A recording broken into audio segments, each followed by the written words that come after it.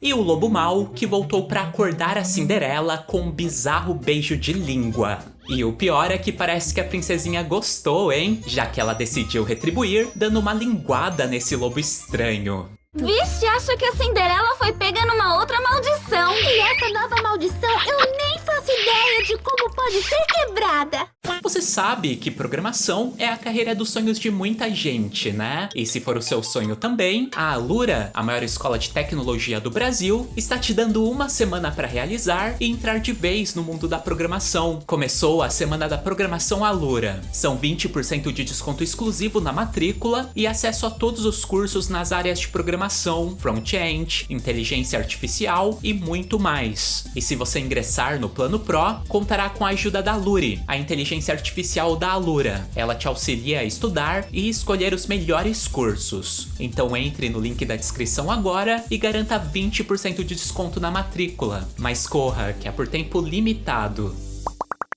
Os personagens desse desenho só ficam de lado, eles nunca aparecem de frente, e mesmo estando de perfil, sempre seus dois olhos aparecem na tela, o que nos leva a pensar o que há do outro lado dos seus rostos, né? Seria mais um par de olhos ou então simplesmente nada. Já os traços, tanto dos personagens quanto dos cenários, parecem ter sido feitos por uma criança de 3 anos de idade. O fundo é plano, parecendo um desenho feito numa folha de papel, e as árvores, nuvens, sol e montanhas parecem ter saído diretamente de um trabalhinho feito na creche. Bom, a gente até poderia estar falando da Peppa Pig, né? Que, desculpem aí os fãs, mas traz sim todas essas características. Mas só que não, o tema do vídeo de hoje tá bem mais embaixo.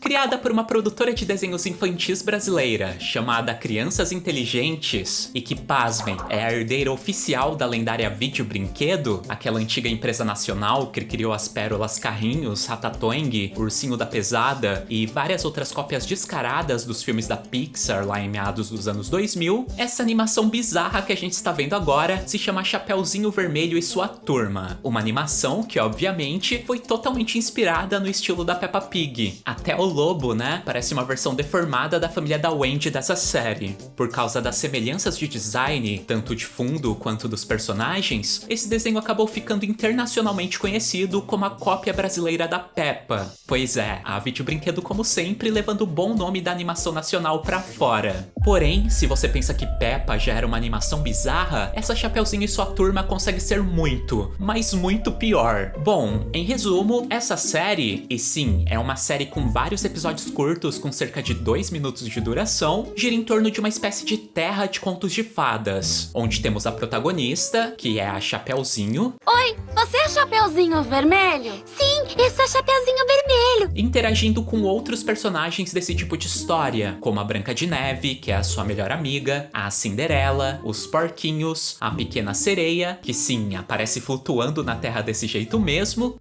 Você consegue voar não tendo asas? E quem disse que eu estou voando? O que eu faço é nadar no ar. Nadar no ar? Ah, entendi então. E assim por diante. Já o enredo dos capítulos sempre gira em torno da interação da protagonista com o lobo. Lobo esse que meio que serve como uma espécie de vilão do desenho, mas de uma forma extremamente bizarra e viajada. Uma vez que no contexto, ele, apesar de parecer querer... Por que você fica lambendo os beiços quando olha pra Chapeuzinho Vermelho? Lambo os beiços porque acho a Chapeuzinho Vermelho muito saborosa.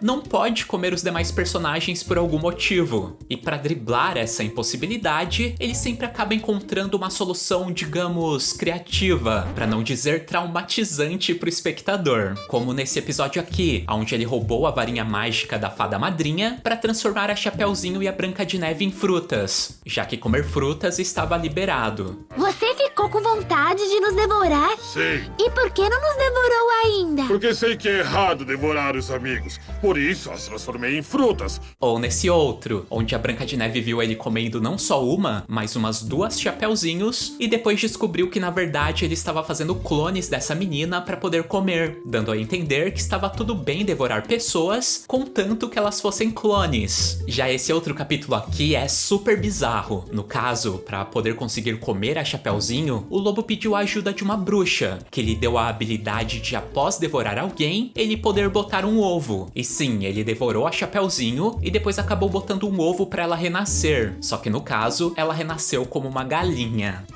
Pra você ter uma ideia de como era o nível dos episódios desse desenho, olha só esse diálogo entre as duas melhores amigas. Você viu um arco-íris? Vi, muito bonito, muito colorido. Os arco-íris costumam serem bem bonitos e coloridos. Raro seria você ter visto um arco-íris preto e branco. Parece que elas se odeiam mais que a Suzy e a Peppa, né? As brigas da ovelhinha e da porquinha são fichinha perto desses diálogos. Eu adoro comer beterrabas e chuchus. Credo, que gosto mais estranho. E esse desenho é tão estranho que assistindo a gente até fica na dúvida se ele é realmente ruim ou então uma obra-prima incompreendida, uma produção genial demais para nossa inteligência limitada. O episódio em que as protagonistas encontram a pequena sereia, por exemplo, tem os diálogos mais geniais de toda a história da animação. Você é a pequena sereia? Sim, sou eu. Mas como você pode ser a pequena sereia sendo tão grandinha? Sem falar que eles sabem muito bem como incentivar as crianças que estão assistindo a comerem comidas saudáveis, ou então traumatizá-las para sempre. Mas maçãzinha, você é uma fruta e frutas existem para serem comidas. Ninguém gosta de ser comido, você gosta? E claro, todo desenho que se preze tem a sua grande saga, aquela aventura épica repleta de aventuras que levam vários episódios para ser finalizada. E com o Chapeuzinho Vermelho e sua turma, essa aventura aconteceu quando as protagonistas decidiram ver o que tinha do outro lado do arco-íris, aonde sim, elas subiram no arco-íris e foram andando, e até receberam uma carona do Lobo Mau com o seu lobo móvel. Não é estranho um carro se chamar Lobo Móvel? Se o Batman chamou o carro dele de Batmóvel, por que eu não posso chamar o meu de Lobo Móvel? Obviamente, assim como todo bom enredo, houve sim um problema no caminho. No caso, o carro acabou se descontrolando e caiu do arco-íris, e os protagonistas quase se espatifaram, se do nada o carro não tivesse simplesmente começado a peidar e flutuar. Credo,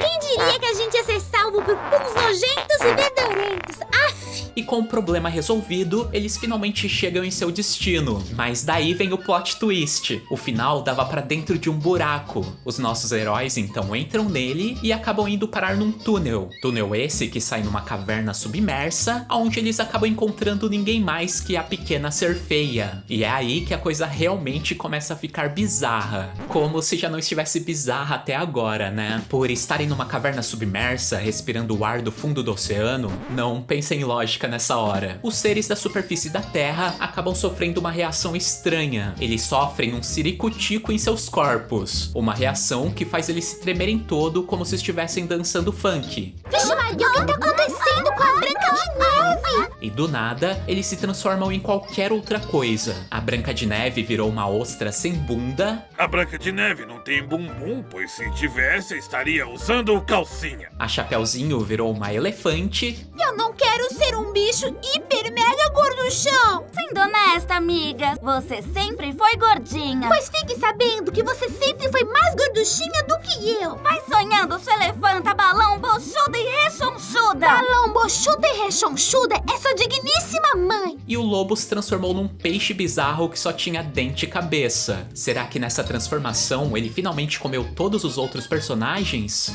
Bom, só que infelizmente nós nunca saberemos o que aconteceu depois disso, pois, pro nosso azar, essa maravilhosa série foi tristemente cancelada antes da conclusão dessa saga emocionante. E com esse fim abrupto, Chapeuzinho Vermelho e sua turma acabou entrando pro hall de desenhos com finais inconclusivos, que irão mobilizar os fãs por várias gerações, assim como ocorreu com Caverna do Dragão, Cavalo de Fogo e tantos outros. Uma série que entrará pros anais da história dos desenhos animados.